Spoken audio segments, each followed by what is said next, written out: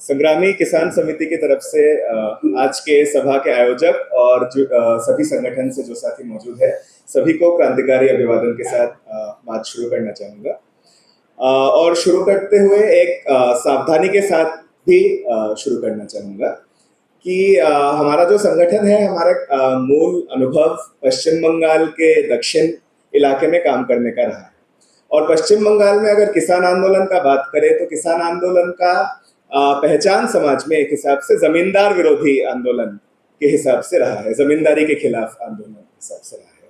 लेकिन इसमें एक खासियत है बंगाल का और पूरे पूर्वी भारत का कि अंग्रेजों के समय से जिस तरीके से जमीन और रेवेन्यू के नीतियां लाए गए, उसमें जमींदारी प्रथा जिस हिसाब से बंगाल और बिहार झारखंड जैसे इलाकों में स्थापित किया गया, यहाँ के महलवारी या रियोतवारी से काफी अलग था। तो जमींदार वहां पे उसी को माना गया जो कई मतलब 15-20 गांव एक जमींदार के हाथ में जो बड़े महलों में रहते थे, जिनका किसानी के साथ कोई लेना देना नहीं था, बल्कि केवल जो टैक्स लेते थे और अंग्रेजों को सौंपते थे। तो इस गठजोड़ के खिलाफ किसान आंदोलन बंगाल में एक हिसाब से शुरू हुआ। जो दक्षिण बंगाल का हिस्सा है, वही वो जगह था जो महान तेभागा आंदोलन जहाँ पे शुरू हुआ।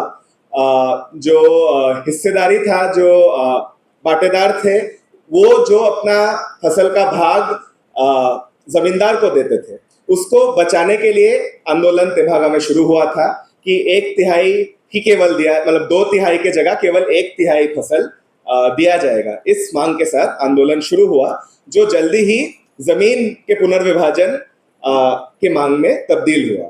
और आगे चल के जब बंगाल में अकाल आई, 42 लाख से ज्यादा लोग उसमें मारे गए अंग्रेजों के नीतियों के कारण, तो उसमें खाद्य रक्षा का आंदोलन भी इसी इलाके में शुरू हुआ।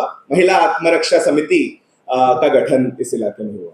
आगे चल के नक्सलबाड़ी की ललकार में कई संगठन बने, जहां से यही मुख्य मांग, जमीन का पुनर्विभाजन और फसल का हिस्सेदारी, ये मांग उठ के आए।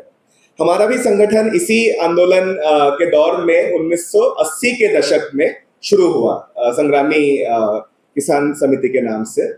उसके पहले जो अलग अलग संगठन थे, पार्टियां थे, उनके अंदर जो हमारे अनुभवी साथी थे वो उसमें काम करते थे। करके 1980 के दशक में अलग संगठन का एक शुरुआत हुआ। और वो दौर भी था जो हथियारबंद लड़ाई का दौर था, जो जमीन के मांग से शुरू होकर हथियारबंद लड़ाई में तब्दील हुआ था। और सुंदरबन का जो खास जो उसमें इलाका था, वो एक हिसाब से गरिल्ला युद्ध से बढ़ के एक आर पार के लड़ाई, इस तरीके का एक स्टेज में गया था।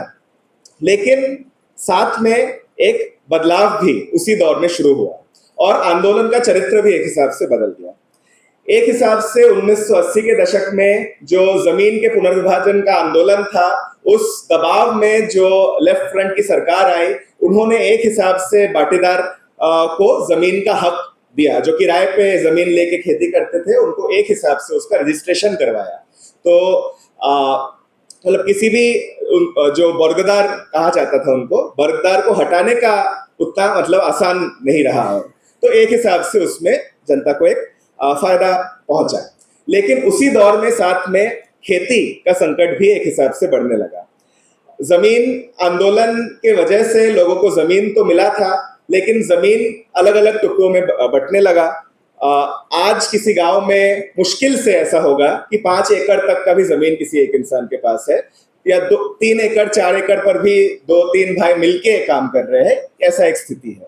और क्योंकि जमीन भी इस तरीके का था कि सरकार का, क्योंकि उसमें इन्वेस्टमेंट नहीं रहा सिंचाई में या और तरीके से खेती को बढ़ावा देने में इन्वेस्टमेंट नहीं रहा, तो खेती से लोग निकलते रहे और जमीन भी उस हिसाब से लोग बेचते गए, या वो विभाजित होता रहा और जमीन का उत्पाद भी गिरता रहा।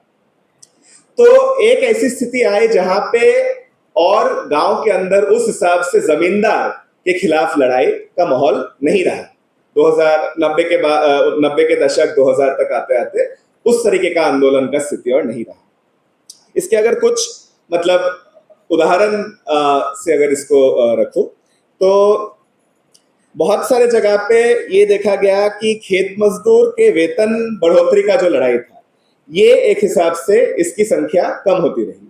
उसके जगह पे जैसे नरेगा का स्कीम आया तो नरेगा में काम मिलना, जॉब कार्ड मिलने का आंदोलन, इस तरीके का आंदोलन गांव में और बढ़ने लग गया। एक ऐसा हादसा सामने आया 2003-4 के आसपास, जहाँ पे जिस इलाके में हमारे संगठन का काम था उसी इलाके में और भी क्रांतिकारी संगठन थे, और एक किसान थे जिन्होंने ट्रैक्टर खरीदा, और उस हिसाब से पुराने आंदोलन के तौर तरीके से घोषित कर दिया गया कि ये जो किसान है, ये बड़े किसान है, इन्होंने ट्रैक्टर खरीद लिया है तो ये वर्ग शत्रु है और उनका हत्या कर देना चाहिए। और हमारे साथियों के पास भी आके जब विचार विमर्श किया गया कि ये इस मामले में क्या कार्यवाही की जाएगी, तो उसमें ये साफ दिख गया कि ये तो कोई वर्ग शत्रु नहीं है, बल्कि ये हिस्सा और जो छोटा किसान, सीमांत किसान, मजदूरी करने वाला जो हिस्सा है, उसमें एक एकता बनाने का एक स्थिति है।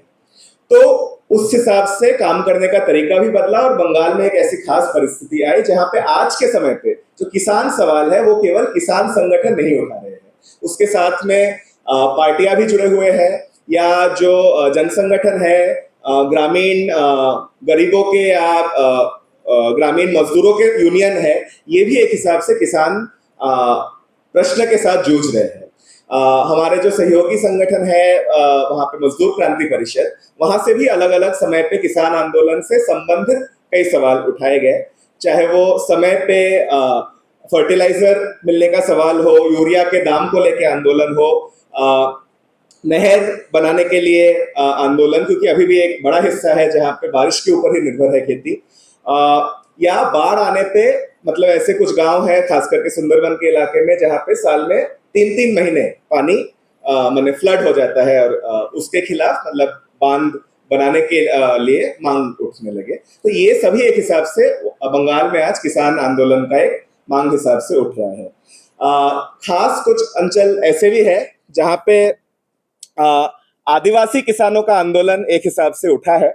आदिवासी किसान वो है जिनके पास जमीन का पट्टा तो नहीं है, लेकिन जंगल में फॉरेस्ट राइट एक्ट आने के बाद से जंगल के ऊपर उनका निर्भरशीलता, उसके साथ जुड़े हुए जो मांग है, इस तरीके के आंदोलन उभरे। खेती के साथ संबंधित जो इंडस्ट्री है, जैसे चाय बागान का हो या पशुपालन का हो, इन सब के साथ भी एक जुड़ाव किसान आंदोलन का वहां पे बनता गया है। हमारा संगठन संयुक्त किसान मोर्चा के प्रक्रिया में भी रहा है और उससे काफी कुछ सीखा भी है। उत्तर भारत में संग्रामी किसान समिति का अनुभव बहुत ही कम रहा है।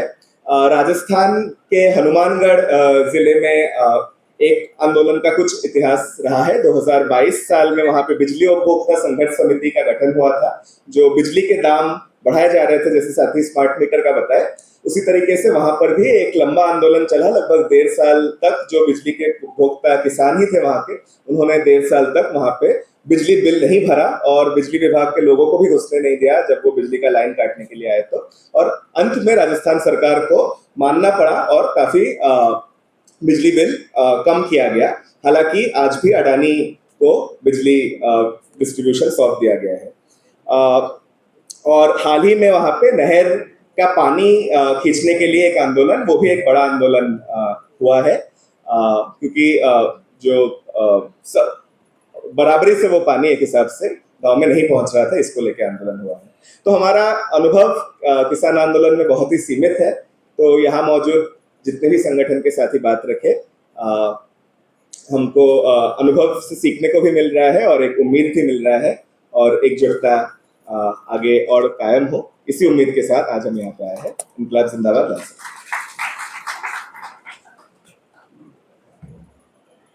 चाह वाले साथियों को बेनती है कि चाह जाओ, चाह के दौरान